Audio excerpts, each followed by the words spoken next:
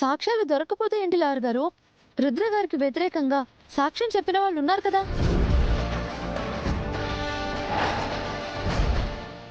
వాళ్ళ ద్వారానే నిజం రాబడితే సరే. Stop it Ganga, stop it Ganga, stop it Ganga, stop it Ganga, stop it Ganga.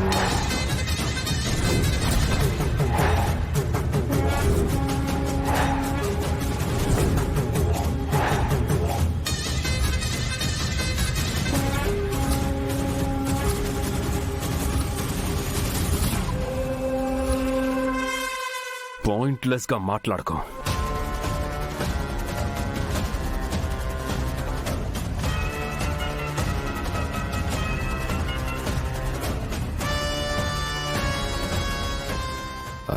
Sorry, భానుబావ గురించిన టెన్షన్లో ఉండి అలా బర్స్ట్ అయ్యాను. నా ఉద్దేశం ఏంటంటే రుద్రబావ గారికి వ్యతిరేకంగా సాక్ష్యం చెప్పిన వాళ్ళు మనకి నిజం చెప్తారనుకోవడం మూర్ఖత్వం. నిజంగా చెప్పకపోవచ్చు సార్, కానీ వాళ్ళ ద్వారా ఏదో ఒక క్లూ దొరకచ్చు కదా. గంగా, నీకు విషయం అర్థం కావట్లేదు. గంగ చెప్పింది కరెక్ట్ వీరు, గంగ చెప్పింది కరెక్ట్ వీరు, ఇది కరెక్ట్ వీరు.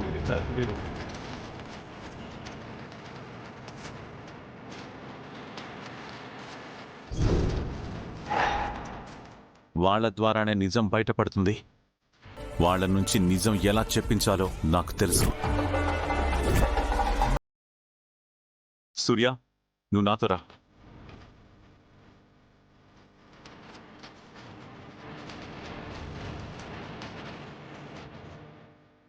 సార్ నా మాటకి ఎంత విలువిస్తారో.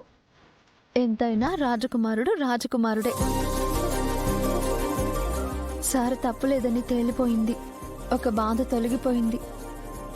ఇంకా భానుగారిని చంపింది ఎవరో తెలిస్తే చాలు.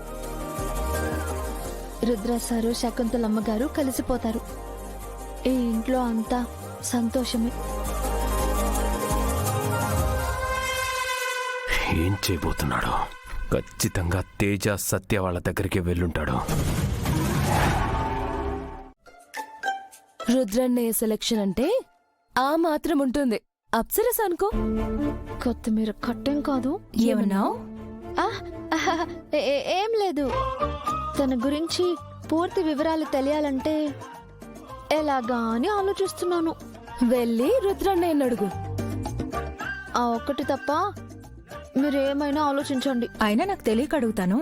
నీకెందుకు అంత ఇంట్రెస్ట్? అంటే అది మరి తను తిరిగొస్తే రుద్ర సార్ జీవితం బాగుంటుంది కదా అని. అంతే, ఇంకేం లేదు.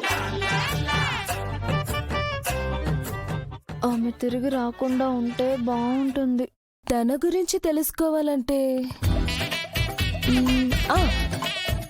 తను బ్రేకప్ చేసి వెళ్ళిపోయాక రుద్రన్నయ్య తనకు సంబంధించిన వస్తువులు, జ్ఞాపకాలన్నీ స్టోర్ రూమ్ లో పడేశారు.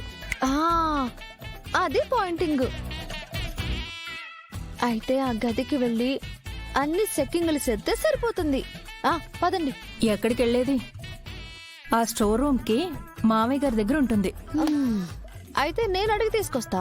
పారు గురించి తెలుసుకోవాలని చెప్తే నాన్నగారు కోపడతారు. అలా ఎందుకు చెప్తాను?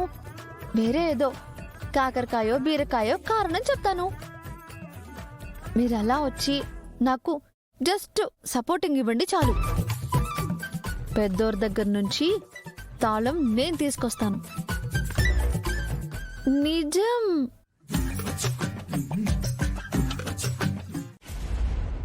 చెప్పండి. మీరేం చేస్తారో నాకు తెలీదు. రేపు స్టాక్ మొత్తం డెలివరీ అవ్వాలి. ప్రతిసారి ఏదో సాకు చెప్తున్నారు. ఈసారి లేట్ చేశారంటే మాత్రం డెలివరీ మార్చాల్సి వస్తుంది. ఆ తర్వాత మీ ఇష్టం. ఎన్నిసార్లు చెప్తారయ్యా ఇదే మాట?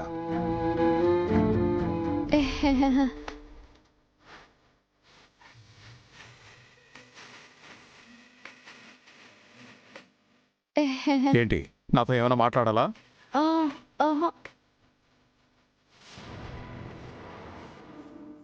ఏంటిది? అవునా కాదా? తల ఎటూ కాకుండా ఊపుతున్నావేంటి? పెద్దరు, మీకు కాఫీ తీసుకురమ్మంటారా? ముందు విషయం ఏంటో చెప్పు. నాకేదో చెప్పాలనొచ్చావు. నాకు అర్థమైంది. అది మరి ఆ, నాకు ఆ, ఆ, అర్థమైంది. నీకెవరో అబ్బాయి బాగా నచ్చాడు. అతనితో పేకల్లోతు ప్రేమలో పడ్డావు. ఇప్పుడు నేను అతనితో మాట్లాడి నీ పెళ్లి జరిపించాలి, అంతే కదా? అయ్యో పెద్దోరు, నువ్వు గాలిలో తేలుతున్నప్పుడు, నేల మీద ముగ్గులేస్తున్నప్పుడే నాకు విషయం అర్థమైందిలే.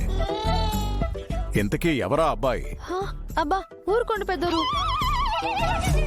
ప్రేమ లేదు గీమ లేదు. నేను చెప్పేది వినకుండా అన్ని మీకు మీరే అనేసుకుంటారేటి? మరి నువ్వు విషయం చెప్పకుండా సాగదీస్తుంటే నేనేమనుకోవాలి? మీరేం అనుకోకండి. స్టోర్ రూమ్ తాళం ఇవ్వండి చాలు. స్టోర్ రూమ్ తాళమా? నీకెందుకు? ఇప్పుడు ఏం చెప్తుందో ఏమో. ఎందుకంటే దసరా వస్తుంది కదా, అందుకు. ఆ? దసరాకి స్టోర్ రూమ్ కి సంబంధం ఏంటి? దసరా అంటే నవరాత్రి పండుగ. హా, పండక్కి ఇల్లంతా శుభ్రం చేసుకోవాలి కదా పెద్దోరు. చేసుకోవాలి. దానికి స్టోర్ రూమ్ తాళం ఎందుకు? ఎందుకంటే బూజులు దులపాల్సిన కర్ర స్టోర్ రూమింగ్ లో ఉంది కాబట్టి. సరిపోయింది. దానికి స్టోర్ రూమ్ లోనే ఉన్న బూజు కర్ర ఎందుకు? ఇంట్లో చాలా ఉన్నాయిగా, పో వెళ్ళి తెచ్చుకోపో. పెద్దోరు, నాకు స్టోర్ రూమింగ్ లో ఉన్న బూజు కర్రే కావాలి. అదే ఎందుకు కావాలి? ఏ కర్ర అయితే ఏంటి, బూజు దులపడానికే కదా. అన్ని బూజు కర్రలు ఒకేలా పని చేయవు కదా. స్టోర్ రూమ్ లో ఉన్న బూజు కర్రతో ఎంత ఎత్తులో ఉన్న బూజైనా సరే దులిపేయొచ్చని